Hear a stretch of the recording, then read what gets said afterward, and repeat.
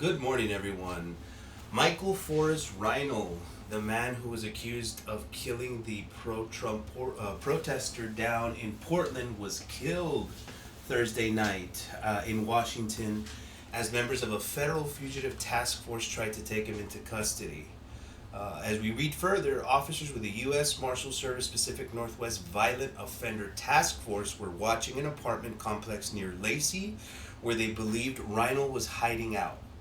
According to the Marshal Service's, Portland police had issued a warrant for Reinl's arrest on a murder charge earlier that day. Reinl walked out of the apartment at about 7:30 p.m. He ran to a station wagon parked outside the complex Thursday.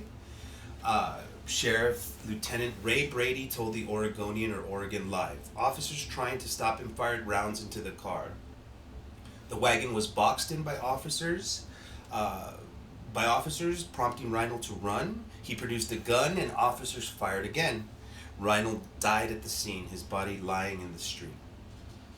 So we can say it's escalating, guys, as we see all around the world and all around the U.S. Eyes are on us. This social media has kind of made it to the point where we're unable to hide from this stuff anymore.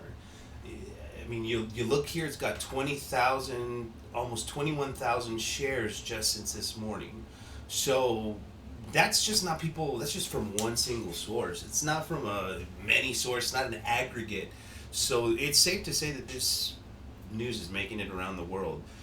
What concerns me, and as you can see, we'll go through the pictures here, the shooting of Michael Reinl. Here we can see a police officer, some tapes, the apartment complex in the back. And, you know, things are getting kind of crazy. This is the first time. Apparently what I understand as well is that he had issued threats prior to him being identified and him being sought out by law enforcement to where they were able to pinpoint him. He had been identified on social media within hours of Saturday's shooting as the possible gunman in a split-second confrontation that left Aaron Jay Danielson, 39, lying dead after a turbulent car caravan held to support. Look at the way they put that, a turbulent car caravan. What does that even mean, turbulent car caravan?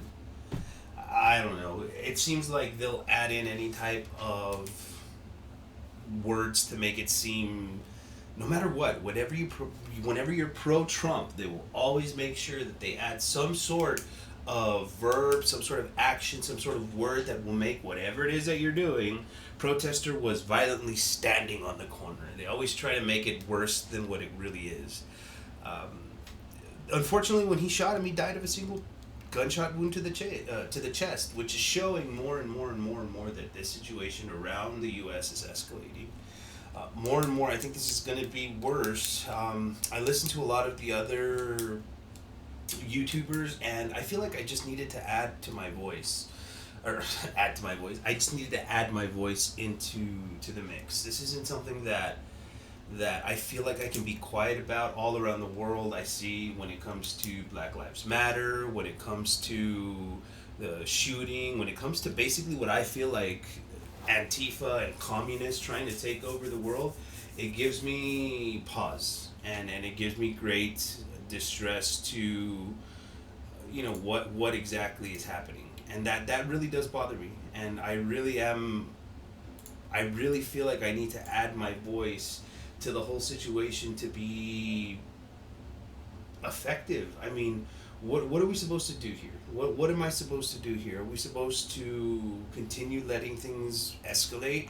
Are we supposed to continue staying quiet because we're afraid of being canceled? I mean, for the longest time, I really didn't like to say much. I really didn't want to say much for anything.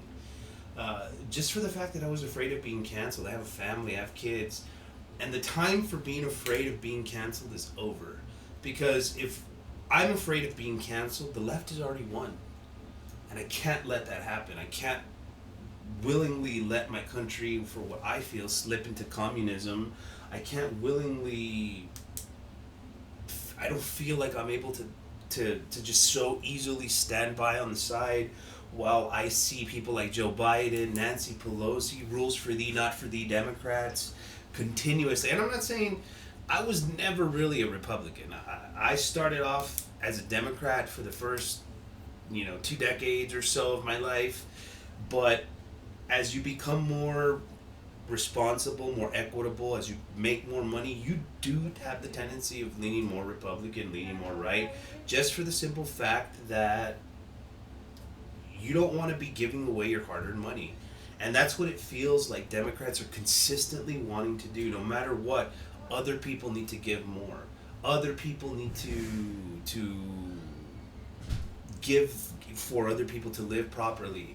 And I understand that we need some sort of social construct. I completely agree with some sort of social construct as it pertains to, our older people, our younger people who can't take care of themselves and who have parents that are unwilling to take care of them, and people who obviously were born and have issues. I'm not saying, we can discuss those. Those are not just a little bit of some of the classifications I'm willing to negotiate and speak about.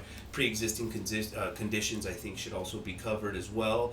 And I follow a lot of what the plan that Donald Trump sets out. More privatized healthcare, more options. A lot of people will tell you I can't just let you guys need to add your voice as well. Don't be afraid. Speak up, speak out. I mean, you have people who are on the left who have no problem being obnoxious, have no problem talking all sorts of craziness and getting their ideas out there and not afraid of being canceled because they dominate the social media networking. They dominate that area of our lives, and we just can't give any more space to that. You have people who are companies who are willingly taking off, supporting some funding for other people who are committing crimes and then pulling funding for others. We have people who are just attributing all around the United States of America this whole idea of communism okay. They veil it with it's socialism, it's Democrat. Man, I listen sometimes to Kyle Kalinske from Secular Talk, David Pacman, and some of their viewers, and these people are so obnoxious. I listen to them because it's important to understand what they're saying. But seriously, these guys who think, like, for instance, Kyle Kalinske, he says, these need to be told, shut the fuck up, bitch. I swear to God, this dude ever tells me something like that in real life, he'll get slapped upside the head. He wouldn't talk like that in a real debate, because this dude thinks that he could go around talking all sorts. And I listen and I like Kyle Kalinske. I just think that it's a little bit obnoxious for him to say that he's going to have to tell people to shut up and sit down. You ain't going to tell nobody to shut up and sit down. You're going to shut up and sit down before I do. And if we don't shut up and sit down together, then we're going to have bigger problems. So I don't want to be sitting here adding to the fire, but at the same time, I'm not going to sit here and let people control the narrative. This situation that's going on with this shooter, with the shootings all around the country, the Kenosha shootings, things are only going to get worse. And as we continue moving forward, I only know I'm probably going to, and to this day, to this moment, I haven't seen a video from any of the other people who are on the left, but I guarantee you we're going to have videos that are sympathetic to this guy. I mean, Vice already interviewed him before he was captured by police, so they knew where he was, and they didn't even report him. So, I mean, you have journalists who openly know where criminals who are sought by law enforcement, and just for clicks, they'll interview him and they won't tell police where he's at. Maybe, I don't know, maybe they did tell police where he's at. That's why they found him. They just were able to say, hey, we found out where this guy is, let's get a quick interview and then burn him. I don't know. But as it seems now, the guy was killed. So that makes it two people within a week span that were shot for two different reasons, but stemming from the same issue. And I'm a normal American, guys. I don't have a big YouTube channel. I don't care about a big YouTube channel. I just need to add my voice to the conversation. I don't feel that my voice is being heard loud enough. I don't think that everything I say is correct, but I do feel like I am on the right side of history. Despite what people like Kyle Kalinske says, David Pakman says, and several of the other crazy liberals that have huge channels on YouTube.